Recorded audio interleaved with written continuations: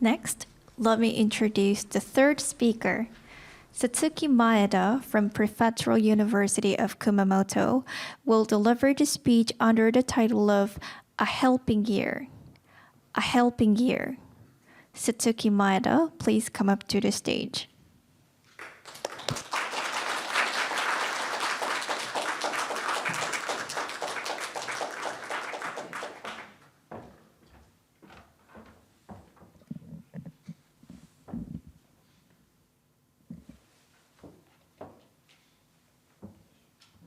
Nice to meet you all. I'm overjoyed to be given the opportunity to share my thoughts with everyone present today. I want to express my gratitude to today's judges, everyone in attendance, and everyone behind the scenes who helped to make this event possible. Now, I would like to ask you a question. What thoughts come to mind when you hear the word carer? Is it a nurse working at the hospital? Or is it a care home worker who looks after the elderly? 3 years ago, I would have said the same thing myself. The concept of being a carer as a job makes sense, doesn't it? However, what if I instead said young carer? Perhaps you have already heard this term before, but in case you haven't, let me explain. I would like you now to imagine a junior high school boy who has had to take care of his mentally ill mother from the age of 10. Next, imagine a young lady who had to quit her job in order to take care of her 3 family members. Lastly, imagine a university student looking after her grandparents with her widowed mother whilst juggling university work and a part-time job at the same time. This must not be easy for you to imagine. However, these people are not imaginary. They're real. In fact, one of them is standing before you today. This is my story. I lost my father when I was 4 months old, and since then, I have been living with my grandparents. Since my mother was suddenly a single parent, she was burdened with all the financial responsibility. Because of this, I spent much of my time with my grandparents while she was at work. However, one fateful night, my grandfather had an accident which changed his life and mine. My grandfather had always been a very strong man, a proper Kyushu man. For example, he could carry 120 kilograms of rice all by himself. He was also very active and had lots of hobbies as well, such as golfing, fishing, and DIY projects. Now, he can't even change his clothes by himself. This sudden fall from grace would be difficult for anyone, but for such a strong-willed Kyushu man like my grandfather, is a lot more difficult. To see him become so dependent is very hard. His situation weighs heavily on my heart. It is also that weight which makes me feel that looking after my grandfather is a worthy task. My usual care for him includes helping him when he needs the bathroom. He shuffles to the toilet, and when I hear that shuffling sound, I immediately jump to action to help him. However, one time, he could not make it to the bathroom when I was about to leave for university. Since he did not want me to find out, he tried to clean up the mess himself. While he was cleaning, he was stepping on the mess and accidentally spread it all over the hallway. When I realized what had happened, my instinct was to panic, as I was the only one at home. Somehow, I kept a clear head, cleaned him up, changed his clothes, and I still managed to make it to university on time. You all might think it is a tough situation, and yes, you're right. It is indeed a lot of work, but he is family. Even so, he still says to me, "I'm not causing you any trouble. You're not looking after me at all. What exactly do you do for me? Nothing. I truly understand his anger, frustration, and confusion that he has lost everything that he felt made him a man. The fact that he needs to depend on a woman who is much younger than him must be the ultimate dishonor in his eyes. I deeply understand this. However, being treated as if my efforts are simply what is expected of a dutiful granddaughter is not easy.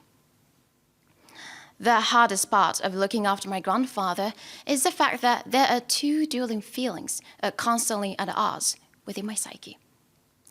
I really do want to help him, but the voice in my head is also saying, why do I have to be treated like this? The battle between these two feelings often makes me confused and tired. Now, unlike the paid job, looking after someone in your family is completely voluntary. Even if I did not want to look after my grandfather, it does not mean that I can just up and quit tomorrow. Hence, being a carer makes me a mandatory volunteer, a working oxymoron. Despite this, do you want to know why I can keep going? The answer is simple. It is because I have my mother. When my grandfather is sharp with us, we weep. When we make him happy, we're so happy and we weep. We always share our feelings. As a young adult carer, I personally do not require physical help. Should I have my friends visit my house and help me look after my grandfather? Honestly, it is not the helping hand that I need. What I really need is someone to listen to me and lend me a shoulder to cry on. In other words, what I really need is a helping ear.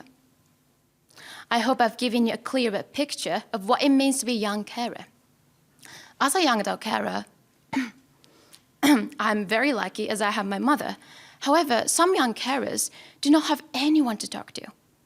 Therefore, today, I came here to ask all of your favor on behalf of all young carers in Japan. Do you know anyone who lives with their grandparents or disabled person? Could you take a notice when a van from a care home stops by a house in your neighborhood? If so, could you please try to have a conversation with those people who look like they might be mandatory volunteers, like myself?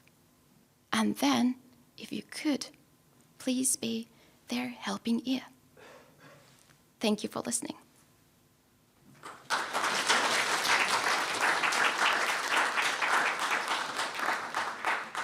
Thank you so much, Satsuki Maeda. Then we will have a question and answer session. Mr. Conver, please begin. Thank you very much for this story, for sharing your story. Very moving, very touching. So you say that you don't need a helping hand, you need a helping ear. And that may be true for you, but there are many people in a similar situation to yours that might need more. What additional help do you think would be useful for people who are in a situation like yours or a more challenging one even? What additional help beyond a helping ear? I would like to just to make sure that your question is that not only about the helping ear, but also helping hand as a physical help. Yes, exactly. Okay. So that I am a young adult carer, which means that I am I'm older than 18 years old. The young carer term is mentioning about the people under the age of 18. And usually the hardest matter that is discussed in Japan is that young carers who are under 18 years old. And those people are usually really, really young, not like me. And the really thing that they need is that it's like almost that they do not understand, they do not know how different their life from others, because they're so used to their life. So that, oh, I help my mother every day, but I didn't know that it was not the case with others. And I think the solution that I can introduce is one of them is that I think Japanese students all know. However, usually we get an announcement from teachers that if you're sick or if you need to attend to the funeral, please give us the message so that like we all know where you are. And it's all shared and we all know that that's the reason. However, I think in Japan, the rate of the population of the elderly people or the situation is getting higher. So that I think it should be shared as well. So I think that's the thing that I can suggest. Right. Thank you for that. And then my last question is just that other nations are facing similar issues. Do you believe that Japan has any lesson for other nations or any other nations that might have lessons for Japan to help deal with this?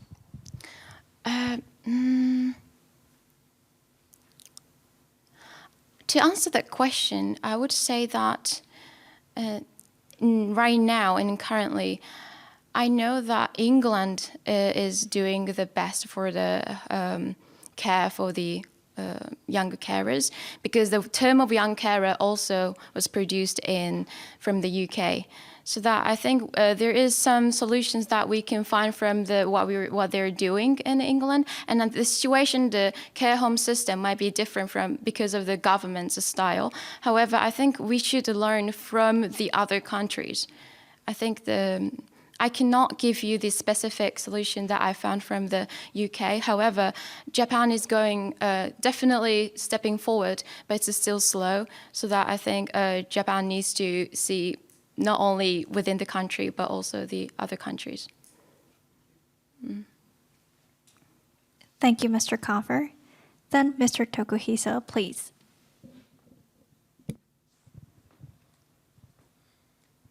Well, thank you, Satsuki, for sharing your hard, ongoing experience with your family members. And the first question that I would ask you is, in the outset, you mentioned that you are living with your grandparents, and you talked about your grandfather who collapsed. And I just wondered how your grandmother is doing. Do you have to take care of her as well?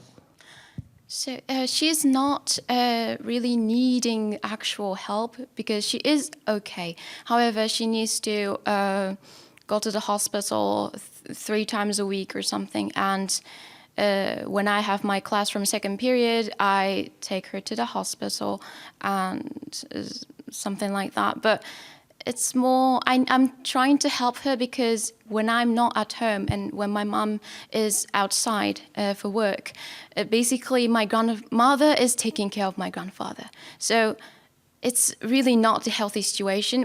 Sometimes when my grandfather falls on the floor, she needs to help him. And that's why I'm trying to help her for just taking her to the hospital also. So she is still okay.